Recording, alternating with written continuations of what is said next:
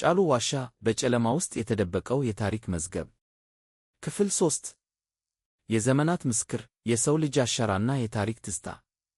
አንዳንድ ዋሻዎች ተፈጥሮን ብቻ ይወክላሉ፣ አንዳንዶቹ ግን የሰው ልጅን ታሪክ በዝምታ ይናገራሉ። ጫሉ ዋሻ የሁለቱንም የያዘ የታሪክ መዝገብ ነው። ወደ ውስጡ በምንገባ ቁጥር በሺህ ዓመታት የተጻፈ የሰው ልጅ ታሪክ በፊታችን ይገለጣል።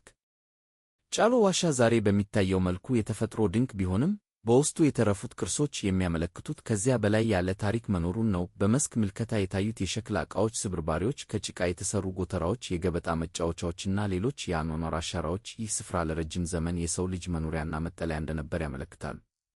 የአካባቢው ሽማግሌዎች እንደሚናገሩት ጫሉ ዋሻ በመካከለኛው ዘመን እና ከዚያ በኋላ ለአካባቢው ገዢዎች እንደ ጦር ምሽግ ያገለግል ነበር። በተለይም በ19ኛው ክፍለ ዘመን በአማራ ሳይንት ገዢ በነበሩት ደጃዝማች ትኩ ብርሌ ዘመን ዋሻው የመከላከያ ስፍራ እንደነበር የቃል ታሪኮች ያስረዳሉ። በግጭትና በጦርነት ወቅት ማኅበረሰቡ ሕይወቱን ለማዳን ወደዚህ ዋሻ በመሄድ የዋሻው ውስጥ በተለያዩ ቦታዎች የሚታዩ የሰው አጽሞችና ሌሎች ቅሬታ አካላት ግን ዛሬም ብዙ ጥያቄዎችን ያስነሳሉ። እነዚህ ቅሪቶች በምን ዘመን ናቸው?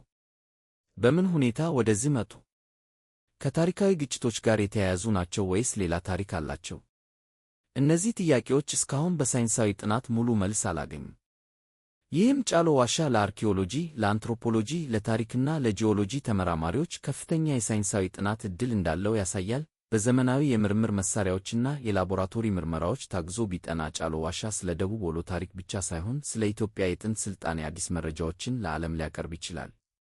ይሁን እንጂ ይህ ታላቅ ቅርስ ዛሬም ለሕገወጥ ቁፋሮ፣ ለቅርስ ዝርፊያና ለተፈጥሮ ጉዳት ተጋልጦ ይገኛል። የሚጠፋው የድንጋይ ቅርስ ብቻ አይደለም፣ የሺህ ዓመታት ታሪክ ነው። የሚወሰደው አንድ የሸክላ ቁራጭ ብቻ አይደለም፣ ለትውልድ የሚተላለፍ የታሪክ ማስረጃ ነው።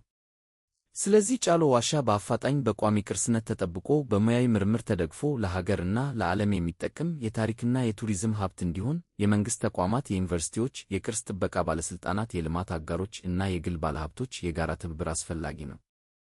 አዘጋጅ ደቡብ ወሎ ዞን ባህል ቱሪዝምና ስፖርት መምሪያ። ክፍል 4 ይቀጥላል።